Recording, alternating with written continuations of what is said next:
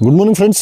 आज हम बात करेंगे प्लेजिंग के ऊपर। तो प्लेजिंग सिंपल टर्म्स में होती है जब प्रमोटर्स अपने इक्विटी शेयर्स को कोलेटरल रख के बैंक से लोन लेता है। So why they pledge? So need for cash, और प्रमोटर्स को अपना स्टॉक सेल नहीं करना होता और दे वांट कि मुझे इसके ऊपर लोन मिल जाए और मुझे अपना जो नेक्स्ट प्रोजेक्ट है या फिर मेरा जो पर्सनल नीड है उसके ऊपर मैं खर्च कर सकूं। सो अगर सिंपल टर्म्स में समझे कि अगर मेरे पास एक घर है और मेरे को उसके ऊपर लोन चाहिए तो मैं बैंक के पास जाऊंगा, बैंक को कोलेटरल में दूंगा अपना घर और लोन ले लूँगा और अपना फ्यूचर इनकम से लोन को चुका दूंगा, सिंपल टर्म्स में।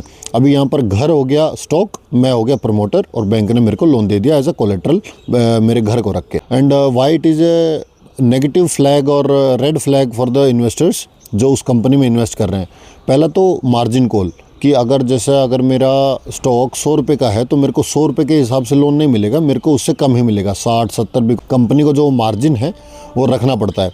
अभी अगर स्टॉक में गिरावट आई आगे तो बैंक क्या करेगा? बैंक बोलेगा कि हमने आपको 100 रुपये के हिसाब से 70 रुपये लोन पे दिया था, now the stock has reach to 70, हमको आप और पैसे वापस दो ताकि हम अपना मार्जिन रख पाएँ।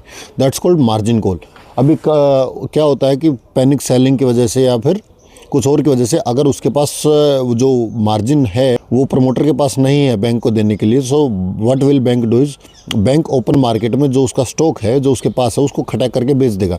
सो there will be panic selling. और दूसरा इसमें सबसे बड़ा नुकसान हो सकता है कि जो प्रमोटर है अगर उसके पास ये लगाओ कि 60% ही इक्विटी है, 40% ओपन मार्केट में है, तो उसका वो 60% होल्ड करता है और उसने अपना 30% होल्डिंग को, मतलब 60 का 30% मीन्स 18% को कोलेटरल रख के बैंक से लोन लिया है।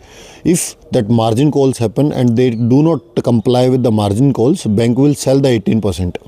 तो जो 18% जो 60% से उनके पास मेजोरिटी शेयर था, अब वो मेजोरिटी शेयर नहीं रहे, so they will end up with 42%। तो 42% is not 50%।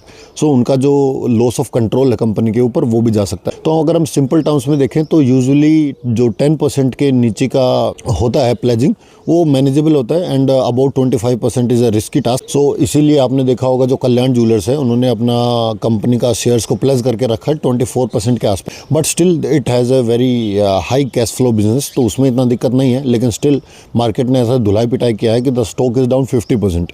The two main reason was, एक तो ब्राइबरी का केस था कल्याण ज्वेलर्स के ऊपर और दूसरा उनका जो मार्जिन था ना, ये कोलेटरल के ऊपर जो उन्होंने लोन लिया था, प्लेजिंग किया था अपने शेयर्स को, वो भी 19% टू अराउंड 25% है अभी। So these are the reasons and thank you guys.